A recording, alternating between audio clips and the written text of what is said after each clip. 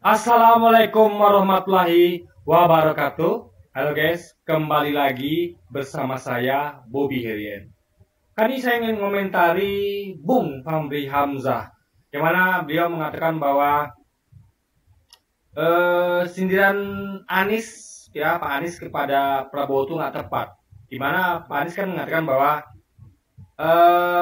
nggak semua orang itu tahan jadi oposisi, dan buktinya Pak Prabowo itu sendiri yang menyampaikan. Jadi Pak Anies itu betul-betul menyampaikan murni apa yang disampaikan Pak Prabowo. Bahwa kalau Pak Prabowo pernah bilang bahwa kalau tidak berkuasa tidak bisa berbisnis, bisnisnya tuh nggak lancar gitu guys. Nah, dan terbukti Pak Prabowo itu walaupun embel-embel rekonsiliasi, tetap faktanya Pak Prabowo itu dia meninggalkan rakyat dan dia bergabung ke pemerintahan. Dan itu nggak nanggung-nanggung. Dia dukung semua program pemerintahan tanpa ada sedikit pun kontranya. Jadi pemerintah bilang A, dia kerjakan, setuju. Tidak ada sikap oposisi sedikit pun. Jadi ikut kayak bebek mengekor gitu guys. Kayak mengekor sapi gitu. Jadi betul-betul membebek gitu kan, betul-betul mengekor sapi, betul-betul mengikuti apa saja yang diprogramkan oleh pemerintahan Jokowi. Nah, jadi yang mau saya sampaikan adalah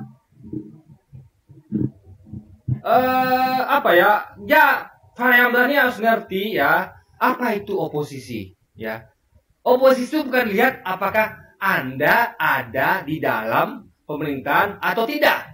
Bukan itu esensinya. Esensinya adalah dari sikap, ya, sikap Anda gitu. Meskipun kaki Anda ada di pemerintahan, tapi kalau sikap Anda tidak, itu oposisi. Meskipun kaki Anda di luar, kalau sikap Anda justru mendukung pemerintahan, itu tidak oposisi. Ini contoh ya, misalnya gini. Anda tahu pendukung Jokowi, pendukung pemerintah, rakyat, itu tidak berada dalam kekuasaan. Ya, ASN atau siapapun itu, pokoknya semua yang mendukung Jokowi dan Prabowo itu tidak berada dalam pemerintahan. Apakah mereka oposisi? Tidak. Mereka adalah pro pemerintahan. Mereka adalah bagian pemerintahan dalam bentuk sebagai pendukung.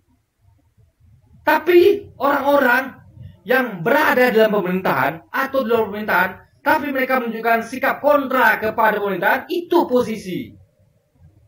Ya. Jadi, kalau coba bandingkan ya, Anda bandingkan pendukung Jokowi dengan Partai Nasdem.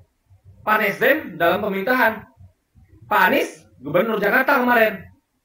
Dibandingkan dengan pendukung Jokowi, siapa oposisi? Tentu Pak Anies dan Nasdem, meskipun mereka bagian dari pemerintahan. Ya, Pak Anies Gubernur, Nasdem di koalisi pemerintahan. Tapi sikap mereka yang kita pegang, bukan di mana kakinya berpijak, enggak. Ya, kaki relawan pendukung Jokowi tidak berada dalam pemerintahan, tapi mereka adalah pemerintahan, bagian pemerintahan sebagai pendukung, bukan oposisi. Jadi Bung Fahri ini nggak ngerti apa itu oposisi. Dia melihatnya sebagai sudut pandang sempit. Oh, semua yang berada di pemerintahan adalah atau eksekutif adalah bukan oposisi. Oposisi adalah yang legislatif atau rakyat. Enggak begitu pola pikirnya, ya kan? Bahkan kalau kita lihat ya, di DPR pun sebagai lembaga legislatif itu juga ada yang pro pemerintah. Terbagi dua. Di DPR itu ada yang oposisi, ada yang pro pemerintah. Di MPR juga begitu. Ada yang oposisi, ada pemerintah. Di mana kita deteksi? Apakah ini eksekutif, legislatif? Bukan. Apakah ini pemerintahan atau bukan? Bukan. Tapi dari sikapnya. Ketika dia membebek, mengekor sapi, semua kebijakan pemerintah didukung tanpa ada argumentasi bantahan yang menyatakan tidak setujuan ketika kerjaan itu tidak tepat, tidak berpihak pada rakyat, itu namanya bukan oposisi. Tapi lihat apa yang dikerjakan Pak Anies. Ya, Pak Anies itu original. Sama seperti Prabowo dulu, Fahri Hamzah dulu. Fahri Hamzah dulu, Prabowo, Anies itu oposisi. Ya, oposisi. Meskipun Bung Fahri ada di pemerintahan sebagai DPR mungkin. Tapi mereka oposisi. Dari mana kita nilai mereka oposisi? Dari sikap-sikapnya yang banyak menentang kekuasaan. Ya, Pak Anies meskipun gubernur, dia tetap bersuara menentang pemerintahan ketika kebijakannya tidak sesuai dengan sikap oposisi. Contoh reklamasi. Kalau Pak Prabowo, ya, sama-sama nih, Pak Prabowo di pemerintahan, ya, sebagai Menhan, Pak Anies di pemerintahan sebagai gubernur. Pak Anies menolak reklamasi, Pak Prabowo dukung reklamasi. Artinya kita lihat apakah ini sama-sama pemerintahan? Bukan. Kita lihat bahwa Pak Anies bersikap oposisi, dia menolak reklamasi. Pak Prabowo mendukung reklamasi. Itu poinnya Bung Fahri, ya, Fahri, ya. Sikap oposisi itu ditentukan oleh sikap, pikiran, ide, bukan kaki, bukan kaki, guys. Contoh, ya, misalnya kayak di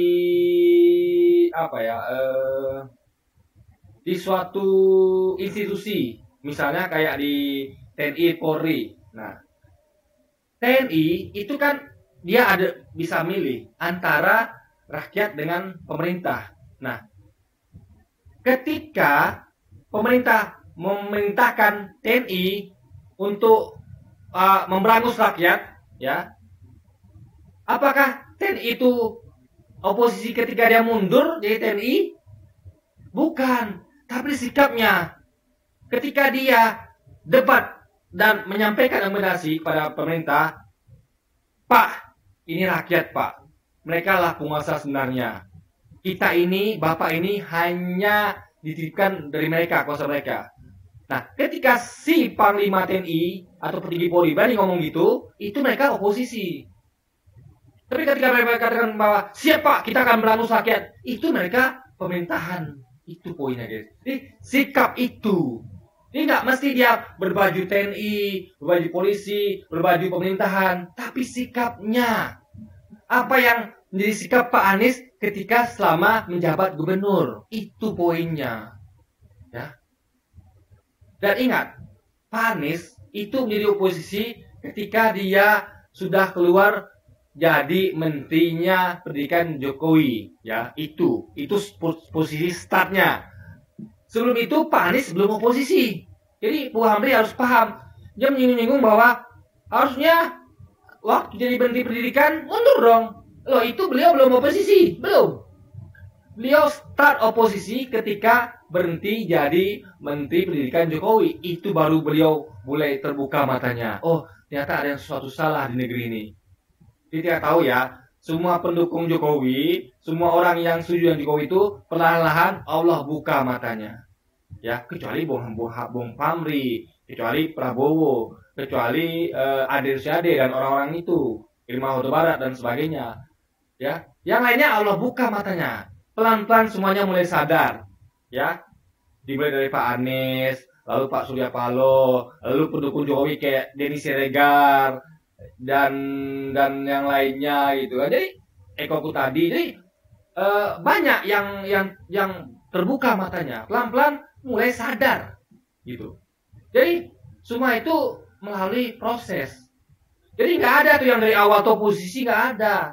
Semua melalui proses. Dan startnya Pak Anies jadi oposisi itu ketika dia berhenti jadi menteri pendidikan era Jokowi. Itu baru mulai oposisi. Dan kita bisa lihat dari mana? Dari semua tindakannya yang tidak begitu saja membebek, mengekor sapi kepada kebijakan pemerintah.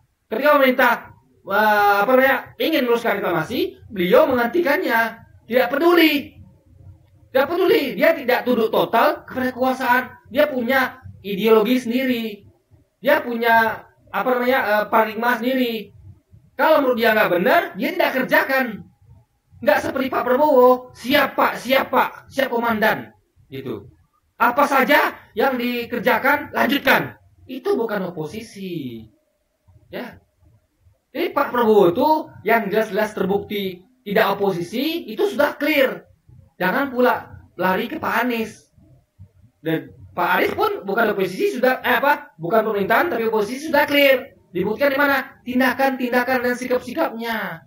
Itu. meskipun dia gubernur gitu. Dan Nasdem yang menterinya ditangkap karena dituduh korupsi itu juga oposisi, ya, oposisi. Buktinya apa? Mereka dikriminalisasi. Coba, mereka menjadi target. Mentang-mentang dan kejadian itu tepat ketika Nasdem itu mulai berlaku bertindak sebagai oposisi. Mulailah ditarget-target kader-kader mereka.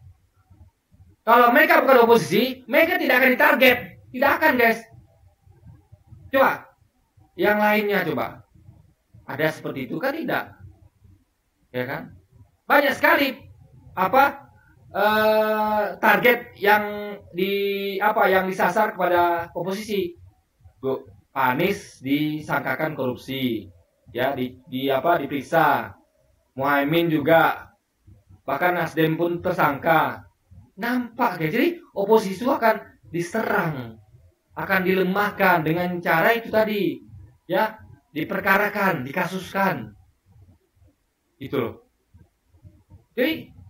Jadi hal ini harus ngerti apa itu oposisi. Bukan kita dari pemerintahan atau bukan, tapi sikap kita.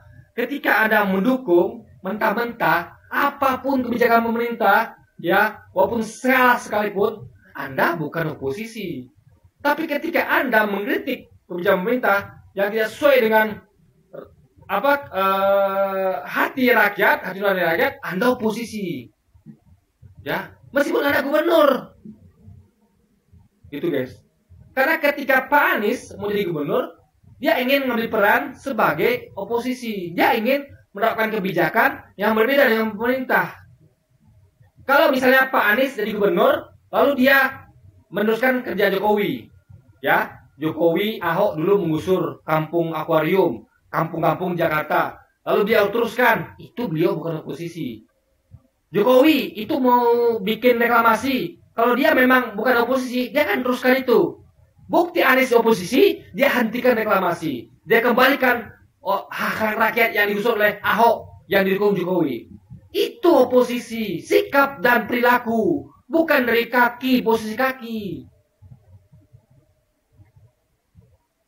Kalau lihat posisi kaki, maka semua pendukung Jokowi adalah oposisi, karena mereka bukan bagian dari pemerintahan. Tapi faktanya pendukung Jokowi adalah oposisi, karena mereka berada di luar pemerintahan. Tapi faktanya mereka bukan oposisi, karena mereka mendukung pemerintah. Jadi oposisi itu dinilai dari apakah Anda mendukung kebijakan pemerintah mentah-mentah atau Anda tidak. Anda tuh kritis kepada pemerintah. Itu oposisi, guys. Jadi Bung Fahri nggak ngerti bahwa oposisi itu ditentukan oleh sikap dan perilaku, bukan posisi kaki, bukan. Contoh, ya. Kalau beliau sering nonton misalnya kayak banyak film-film, ya, atau sejarah tentang kerajaan-kerajaan atau dalam perang, ya. Seseorang bisa jadi, ya, berada di kubu lawan, bisa jadi. Contoh bisa gini, misalnya kayak waktu itu ada kisah sejarah di Aceh, ya, di mana waktu itu ada tentara Belanda, ya, jenderal Belanda itu yang diperintahkan untuk menyerang persembunyian Cuk Nadin. Lalu Cuk Nadin punya kebijakan, dia menyuruh untuk kalahkan pasukan Belanda itu yang coba untuk menyerbu persembunyiannya, tapi jangan bunuh jenderalnya. Tangkap hidup-hidup, bawa ke saya. Nah, untuk apa? Cuk Nadin pengen memberi pesan bahwa kalian telah menjajah negeri kami.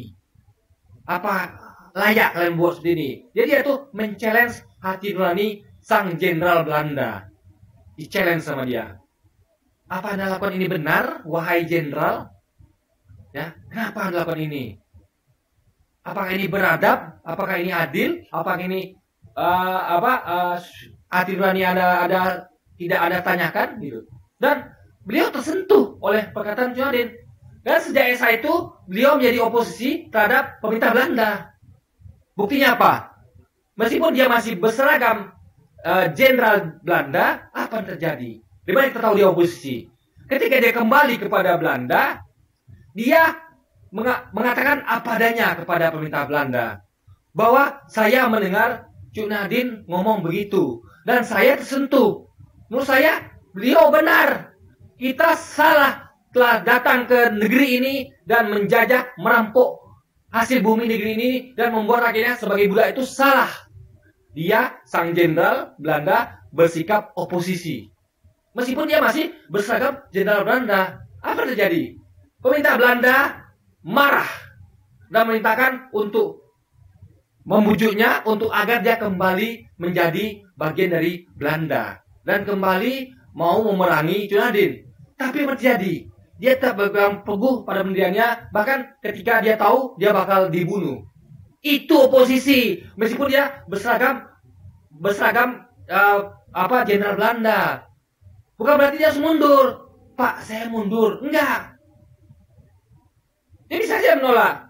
Pak, saya, walaupun saya bagian pemerintahan, tapi kalau ada kebijakan Bapak yang menurut saya menyalahi hati nurani saya boleh menolak. Itu oposisi. Nggak mesti keluar dari pemerintahan. Karena dia masih bisa berbuat. Apa-apa yang menurut dia pemerintahan itu baik, masih bisa dia berbuat. Apa yang tidak baik, dia akan tolak itu. Meskipun dia masih berseragam pemerintahan. Itu oposisi. Jadi posisi itu bukan berarti di luar pemerintahan secara kaki, bukan. Tapi sikap Anda, perilaku Anda. Ya. Bu Fadli kan sering mengatakan bahwa saya tidak pernah berada di pemerintahan. Nggak pernah. Tapi kan Anda adalah pro pemerintah. Artinya Anda bukan oposisi. Jadi itu mengkonfirmasi bahwa oposisi bukan mesti berada di dalam pemerintahan. Karena Anda bukti ya Bu Fadli, Anda bukan bagian pemerintahan. Tapi Anda bukan oposisi kan? Harusnya kalau pakai logika Anda oposisi harusnya. Tapi tidak, Anda pro pemerintahan. Itu faktanya. Jadi Bu Fahri ini salah dalam menilai. Dia menilai oposisi ditentukan oleh posisi kaki. Apakah dalam pemerintahan atau bukan? Tidak, Bu Fahri. Ya, Bu Fahri. Oposisi ditentukan dari sikap perilaku. Mau Anda berada di dalam pemerintahan atau bukan? Itu poin oposisi. Jadi meskipun saya tidak berusaha untuk mengajari Bung Fahri ya, tapi saya yang tidak berilmu ini ya hanya memakai logika. Jadi saya menilai Bung Fahri logikanya nggak sampai ke sana guys. Ya saya rasa mungkin Bung Fahri pintar ya, cerdas. Saya dulu suka sama Bung Fahri, suka saya dulu sama beliau, suka sekali guys. Waktu beliau mau bersikap dan bertindak sebagai oposisi, saya suka. Tapi ketika beliau bersikap dan bertindak mendukung pemerintahan, saya tidak suka. Ya, jadi dulu Bung Fahri itu oposisi, sekarang tidak lagi, dan Bung Fahri tetap berada di luar kekuasaan. Tapi sikapnya berubah, perilaku berubah. Artinya oposisi ditentukan oleh sikap dan perilaku, bukan posisi kaki. Oke, jadi mungkin sekian dulu aja video kita hari ini, dan sampai jumpa lagi di video-video selanjutnya. Dan wassalamualaikum warahmatullahi wabarakatuh guys.